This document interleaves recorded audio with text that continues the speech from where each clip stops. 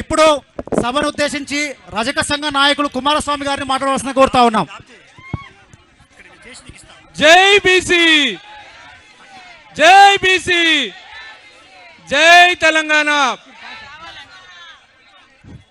ఈరోజు సావిత్రిబాయి పూలే జయంతి సందర్భంగా గౌరవ ఎమ్మెల్సీ కల్వకుంట్ల కవితక్క గారు ఏర్పాటు చేసిన ఈ బీసీ మహాసభను విచ్చేసిన ప్రతి బీసీ కుల బాంధవులందరికీ కూడా శిరస్సు వంచి నమస్కరిస్తున్నాను.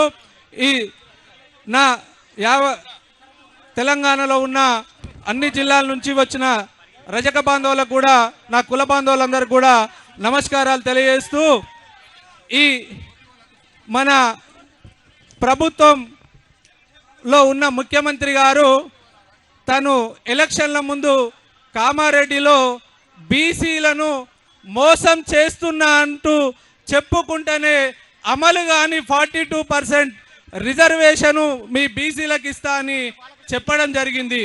ఇప్పుడు కవితక్క గారు అడిగారు, బీసీలో మేము ఎంత జనాభా ఉందో ఆ విషయాన్ని కూడా ప్రభుత్వం. కాబట్టి ఈ రాబోయే స్థానిక ఎలక్షన్లలో ఎలక్షన్కు వెళ్తున్నామని తెలిసింది. మా 42% అమలు చేసినాకనే స్థానిక ఎలక్షన్లకు వెళ్ళాలని చెప్పి ఈ వేదిక ద్వారా ఈ ప్రభుత్వాన్ని బీసీ సమీక్ష ద్వారా హెచ్చరించడం జరుగుతుంది. అలాగే ఈ బీసీ రిజర్వేషన్ కూడా 42%ను ఉపవర్గీకరణ చేయాలి. రిజర్వేషన్లలో విద్యలో కానీ ఉద్యోగులలో ఉన్న రిజర్వేషన్ లాగానే ఈ 42% అమలు చేసిన తర్వాత ఈ ప్రభుత్వం ఖచ్చితంగా రాబోయే ఎలక్షన్లలో ఆ 42%ను డివైడ్ చేసి అన్ని ఏబిసిడీలు వర్గీకరణ చేయాలని కూడా ఈ వేదిక నుంచి డిమాండ్ చేస్తున్నాము. అలాగే ఇక మా రజక జాతి, మా సమాజం గురించి మాట్లాడవలసి వచ్చింది. మేము కూడా బీసీలో ఒక భాగం. గత ప్రభుత్వం మమ్ముల హక్కున చేర్చుకొని బీఆర్ఎస్ పార్టీ ఉన్న కల్వకుంట్ల చంద్రశేఖరరావు గారు ఆ రోజు ముఖ్యమంత్రిగా ఉండి రజక బడుగుల అభ్యుదయం గురించి 250 యూనిట్ల ఉచిత కరెంట్ ఇవ్వడం జరిగింది.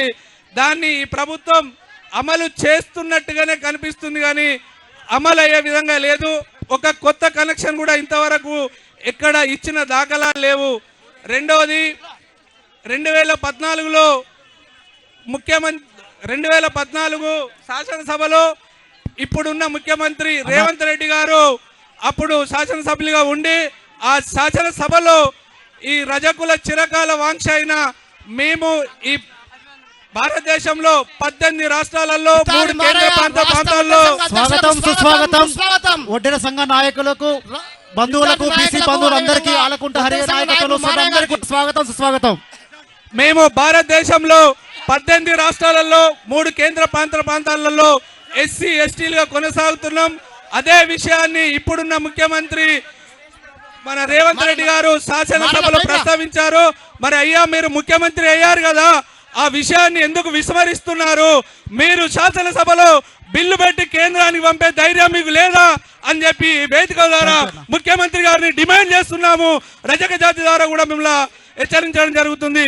మీరు 42% ఇట్లా అమలు చేయకపోతే రేపు పొద్దున జరిగే ఉద్యమంలో కవితతో పాటుగా రజక తెలంగాణలో ఉన్న యజకరాజు మొత్తం కూడా మీ ఎంబడి ఉంటుందని చెప్పి అవకాశం ఇచ్చిన మీ అందరు కూడా కృతజ్ఞతలు.